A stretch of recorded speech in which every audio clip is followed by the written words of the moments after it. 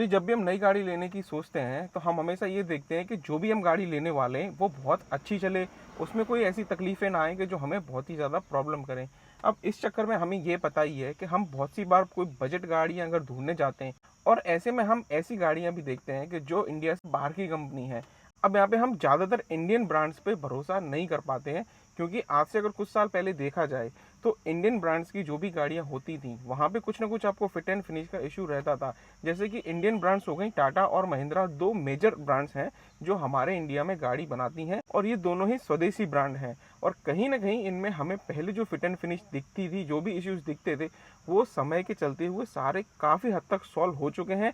और आज की डेट में अगर देखा जाए तो इनके प्रोडक्ट्स में ऐसी प्रॉब्लम बिल्कुल नहीं आती कि जिस वजह से हमें ये कतराना पड़े कि जो भी गाड़ी हम ले रहे हैं वो लॉन्ग टर्म चलेगी या नहीं चलेगी। अगर बात करी जाए इनकी रिलायबिलिटी की कि कितनी रिलायबल ये गाड़ियां होती हैं, अगर आप यूट्यूब पर हैं तो आपको पता ही होगा कि इंडिया से लंदन तक, इंडिया से ऑस्ट्रेलिया तक और इंडिया से कनाडा, यूएस तक इन ब्रांड्स की गाड़ियां जाती हैं। आपने देखी होगी स्कॉर्पियन यहाँ से लेके लंदन तक गई है, अभी ऑस्ट्रेलिया तक भी जा रही है, एक गाड़ी है जो कनाडा, यूएस तक भी जा रही है। तो ऐसे में हम इंडियन ब्रांड्स की गाड़ियों को ऐसे सेफ कंसीडर कर सकते हैं।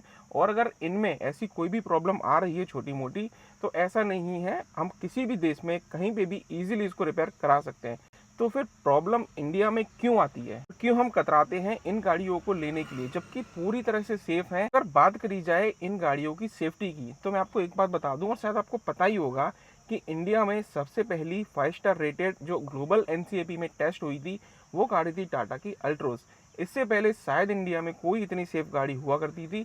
इस गाड़ी ने जब भी इंडियन मार्केट में कदम रखा उसके बाद में हमें ये पता चला कि भाई एनसीएपी करके भी कोई चीज़ होती है, वहाँ पे गाड़ियों की तोड़फोड़ होती है, मतलब कि उनका क्रैश टेस्ट होता है और उसके बाद में एक रिपोर्ट जारी होती है, जिस वजह से हमें ये पता चलता है कि हम जो गाड़ी ले रहे हैं वो सेफ्टी वाइज कितने स्टार लेके आई है। और इससे पहले हम ये चीज़ पे शायद इतना ध्यान नहीं देते थे, पर जब से टाटा अल्ट्रोज इंडिया में आई और उसने सबसे पहली 5 स्टार गाड़ी होने का खिताब अपने सर पे लिया, उसके बाद में जैसे कि बाढ़ ही लग गई है। सारी कंपनियों में होड़ लगने लगी है कि हम बनाएंगे 5 स्टार रेटेड गाड़ी, हम बनाएंगे बहुत अच्छी गाड़ी। इन सब बातों के बीच में आपने देखा ही होगा कि अभी हाल ही में एक ऐसी गाड़ी लॉन्च हुई है मारुति के द्वारा, मारुति स्विफ्ट। अब ये गाड़ी आपने देखी होगी कि पहले इसकी चद्दर, इसकी जो भी मेटल शीट्स हैं वो इतनी पतली आती थी कि अगर इसमें कोई नॉर्मल इंसान हल्का सा घूंसा मार दे तो वहाँ पे वो बेंड हो जाती थी। ये गाड़ियाँ कई बार 0 स्टार लेकर भी आती थी।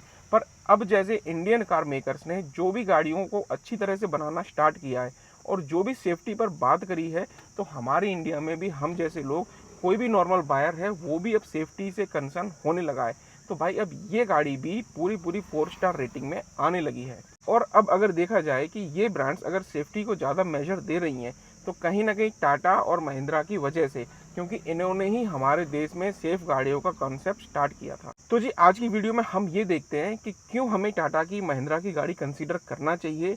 तो आप अगर नए मेरे इस चैनल पे तो प्लीज़ इस वीडियो को लाइक जरूर करना और मेरे इस चैनल को सब्सक्राइब किए बिना मत जाना। एक सब्सक्राइब, एक लाइक करने से आपका कुछ भी नहीं बिगड़ेगा, आपके लिए बिल्कुल फ्री है, पर मेरा बहुत बड़ा काम हो जाएगा। आते हैं हम अपने मुद्दे की बात पर कि टाटा और महिंद्रा की गाड़ी लेना क्यों आपको कंसीडर करना चाहिए, क्यों आपकी विश लिस्ट में ये कंपनियां होनी चाहिए। तो सबसे पहले अगर बात करी जाए कि गाड़ियों के इंजन की, अब भाई इंजन की अगर मैं आपसे बोलूँ तो सब कोई जानता है कि टाटा का और महिंद्रा का इंजन कितना फ्रेंडली है, कितना अच्छा आपको पावर देता है, कितनी अच्छी माइलेज देती है और सबसे बड़ी बात कितना इस पे भरोसा आ सकता है।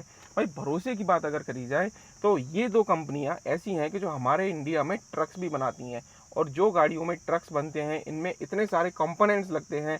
कुछ इंजन बाहर से भी इंपोर्ट होते हैं, कुछ इंजन इंडिया में भी बनते हैं। इंजन की परफॉर्मेंस की बात करी जाए तो भाई इन गाड़ियों का कोई तोड़ नहीं है। आपने देखा ही होगा कि महिंद्रा की बोलेरो पिकअप जो आती है वो इतना अच्छा खासा वेट लेके चलती है, उसके बाद में भी वो सालों साल काट देती है और वो गाड़ी टस से मस होने का नाम नहीं लेती। और अगर बात करें टाटा में भी, तो टाटा में भी एस जो आता है, छोटा हाथी हम जिसे कहते हैं, उसका भी इंजन परफॉर्मेंस इतना अच्छा आता है। पहले डीजल में भी आता था, फिर ये सीएनजी में भी आया और अब ये आपको ईवी में भी देखने को मिलने वाला है बहुत जल्दी, जो कि पहले भी आता था। पहले तकरीबन 600-700 किलो की कैपेसिटी के साथ आता था और अब ये आ रहा है पूरा 1 टन के साथ में, जो कि ईवी वर्जन में भी होने वाला है। कुल मिला के ये वीडियो उन लोगों के लिए काम की होने वाली है कि जो अभी अभी नई गाड़ी लेने जा रहे हैं और उनको कन्फ्यूजन है कि भाई टाटा की गाड़ी ले या ना ले। तो एक और चीज़ मैं बता दूं कि भाई जो भी लग्जरी गाड़ियां होती हैं उनमें इतने सारे फीचर्स होते हैं। जो भी जर्मन मेड्स गाड़ियाँ हो गई, जो भी कोरियन मेड्स गाड़ियाँ हो गई, इनमें आपने बहुत सारे भर भर के फीचर देखे होंगे। और अगर बात करें इंडियन मेड गाड़ियों की, टाटा महिंद्रा की, तो यहाँ पे भी आपको फीचर्स के नाम पे बहुत सी अच्छी सारी चीज़ें मिलती हैं। जो फीचर्स आपको ऑलमोस्ट जर्मन गाड़ियों में देखने को मिलते हैं, उससे अच्छे या उससे कंपेटिबल फीचर्स आपको वहाँ से कम प्राइस में टाटा या महिंद्रा की किसी भी गाड़ी में देखने को मिल जाएंगे। अब जैसे कि बात करी जाए यहाँ पे एडास की, अब एडास सिस्टम ऐसा है कि बाहर की गाड़ियों में भी आपको बहुत पहले देखने को मिलता था और अब ये इंडियन ब्रांड्स में भी देखने को मिलता है। तो अगर आपकी प्रेफरेंस रहती है कोई गाड़ी लेते समय उसके फीचर्स की और गाड़ी की लग्जरी की, तो आप बेशक टाटा या महिंद्रा की कोई भी गाड़ी ले सकते हैं। और एक चीज़ और मैं आपको बताना चाहूँगा कि जब भी हमें बात करते हैं कि 5 स्टार रेटेड गाड़ी, तो यहाँ पे हमारे दिमाग में एक चीज़ छप जाती है कि हम कौन सा रोज़ गाड़ी को ठोकने वाले हैं। पर देखिए यहाँ पे आपको रोज़ गाड़ी ठोकने की या एक्सीडेंट पे, वो एक डिफरेंट चीज़ हो गई। अब यहाँ पे हम एक चीज़ नॉर्मल देखते हैं कि जब हम नॉर्मली अपनी किसी भी सिटी में निकलते हैं, तो आजकल हमने देखा है कि बम्पर टू बम्पर ट्रैफिक बहुत ज़्यादा बढ़ गया है। अब ऐसे में एक चीज़ आपने देखी होगी कहीं ना कहीं कि अगर मारुति की गाड़ी होती है, मारुति की गाड़ी अगर कहीं पे भी टकरा जाती है, हल्की सी भी वहाँ पे अगर उनको इफेक्ट आती है एक्सीडेंट में, तो आपको पता ही है कि उस जगह में पूरा पार्ट डैमेज हो जाता है, पूरी तरह से खराब हो जाता है। और ऐसे में अगर टाटा की गाड़ियों की बात करी जाए या फिर महिंद्रा की गाड़ियों की बात करी जाए, तो कंपेरेटिवली इनमें नुकसान कम होता है। अब भाई इस चीज़ से आपको क्या फ़ायदा पड़ता है वो मैं आपको बताऊँ। देखिए अगर आपके पास में कोई भी एक ऐसी गाड़ी है कि जो कहीं पे भी लग रही है और उसको तुरंत ही कहीं ना कहीं से वो बैंड हो जा रही है, तो वहाँ पे आपको उसको एक्सीडेंटल डैमेज में ले जाना पड़ेगा। अगर आपके पास इंश्योरेंस है तो उस समय तो चलो ठीक है, आपको वहाँ पे पैसा नहीं लगने वाला है, पर यहाँ पे आपको ईयरली एक बोनस दिया जाता है, नो क्लेम बोनस करके, वो आपका चला जाएगा। और अगर इसी जगह कोई भी आपके पास 5 स्टार रेटेड गाड़ी होती इस जगह, तो वहाँ पे अगर हल्की फुल्की छोटी मोटी खरोंच लग के वो सही हो जाती।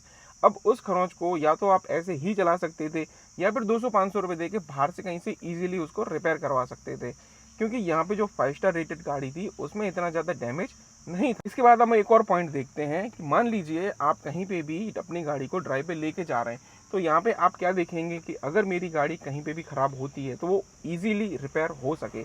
और बात करी जाए टाटा की या महिंद्रा की गाड़ियों की, तो अगर आप किसी भी रिमोट लोकेशन पे चले जाते हैं, तो आज की डेट में आपको कहीं ना कहीं ऐसे मैकेनिक मिस्त्री मिल जाएंगे कि जो अगर इन गाड़ियों में कुछ प्रॉब्लम आता है तो उसे ट्रबल शूट कर सकते हैं।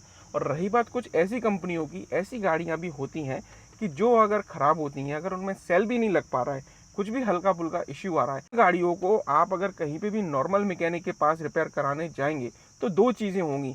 हो सकता है शायद वो रिपेयर कर दे, या फिर हो सकता है उस गाड़ी को ऐसी कदर कर दे कि आपको उठवा के लाना पड़ेगा और कहीं ना कहीं सर्विस सेंटर जो ऑथोराइज है उस कंपनी का, वहाँ पे आपको रिपेयर कराना पड़ेगा। ये छोटी सी जानकारी वाली वीडियो थी। तो जी कैसी लगी आज की वीडियो कमेंट बॉक्स में मुझे ज़रूर बताना, और ऐसे ही और वीडियोस के लिए इस चैनल पे बनी रहिए। इस चैनल को सब्सक्राइब करके मिलते हैं अगली किसी ऐसी ही वीडियो में। तब तक के लिए जय श्री राम।